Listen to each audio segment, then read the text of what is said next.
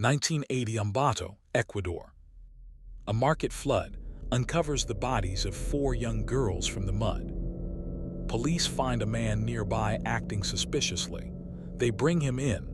He confesses immediately, not to 4 murders, not to 10, not to 30. He confesses to over 300 murders of young girls across Colombia, Peru, and Ecuador throughout the 1970s. He takes investigators to burial sites. They dig. They find bodies exactly where he says they are. The confirmed count reaches 110 in Ecuador alone. His name is Pedro Lopez. He becomes known as the Monster of the Andes. In Ecuador at the time, the maximum sentence for murder is 16 years. He is convicted of 110 counts of murder. He serves 14 years. He is released in 1994 for good behavior. Colombia immediately rearrests him, citing murders on Colombian soil. He is held in a psychiatric institution, evaluated repeatedly.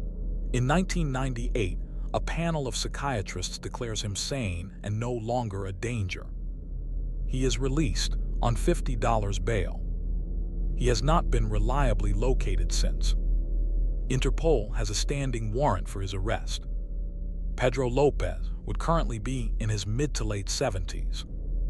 Think about that before I tell you the rest. Pedro Alonso Lopez was born on October 8, 1948 in Santa Isabel, Colombia, the 7th of 13 children born to a sex worker. By his own account, and the accounts of those who knew him, his childhood was exceptionally brutal even by the standards of extreme poverty. He was expelled from his home at age 8 after his mother caught him in what she considered inappropriate behavior with a younger sibling. He was 8 years old and homeless on the streets of Bogotá. He was taken in by an American family and sent to a school in Colombia. He left the school as a teenager. He lived on the streets. He was assaulted multiple times by adults who should have protected him. By his own account, he began killing in 1969. He was 20 years old. The crimes. Lopez's pattern was consistent and deliberate. He targeted young girls, primarily between the ages of 8 and 12, in outdoor market areas in Colombia, Peru, and Ecuador. He would approach them in busy places, gain their trust or distract them and abduct them. In 1978, he entered Peru and began operating there. Indigenous Ayoreo tribe members caught him attempting to abduct a girl. By their tradition, they were going to execute him. A missionary intervened and handed him to Peruvian police instead. Peruvian police deported him back to Colombia. They did not share information about him with neighboring countries. He went to Ecuador. He continued. The confession. When Lopez was caught in Ecuador in 1980 and confessed, investigators were initially skeptical. The number was simply too large. They tested him. They brought in family members of missing girls, photographs of victims, files on cases that had gone cold. Lopez identified victims, described crime scenes, and led police to burial locations with a specificity that could not have been faked. He described his victims and what he had done to them in a flat, clinical way that disturbed even experienced homicide investigators.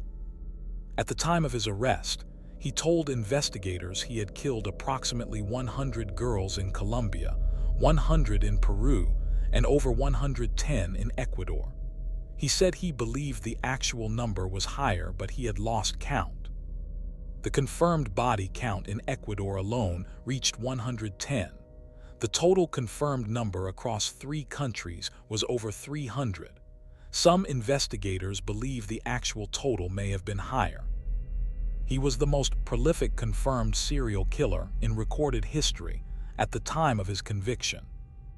Subscribe right now, because what Lopez said in his final recorded interview before he disappeared, when a journalist asked him what he would do if he ever got out, you cannot unhear this. He was calm. He was specific. And it is the most chilling interview response I have encountered in 2 years of researching this channel. Subscribe first. Then I'll tell you exactly what he said. The trial and sentencing. Ecuador's legal code at the time set the maximum penalty for murder at 16 years. There were legal mechanisms that could have extended this, but they were not applied. Lopez received the maximum sentence and was held in a psychiatric facility in Ambato. In 1994, the facility assessed him as having shown improvement and meeting the legal criteria for release. He was released. Colombia immediately moved to have him extradited, citing open murder investigations in that country. He was transferred to Colombia and held at a psychiatric hospital in Bogotá. Between 1995 and 1998, he underwent multiple psychiatric evaluations. On August 31, 1998, a psychiatric panel declared him sane, reformed, and no longer a danger to society. He was released on bail equivalent to $50. What happened after? Colombian authorities say he violated the terms of his release within a short period. He was listed as a fugitive. Interpol issued a red notice, the international equivalent of a most wanted notice, for his arrest. In 2002, he was briefly considered as a suspect in the murder of a woman in Colombia. He was not found. There have been no confirmed sightings of Pedro Lopez since his release. He has not been captured. No country has officially confirmed his death. He would currently be approximately 76 or 77 years old. There are two possibilities. He is dead, and his death has simply not been documented, or he is alive somewhere, living under an identity that has not yet been traced.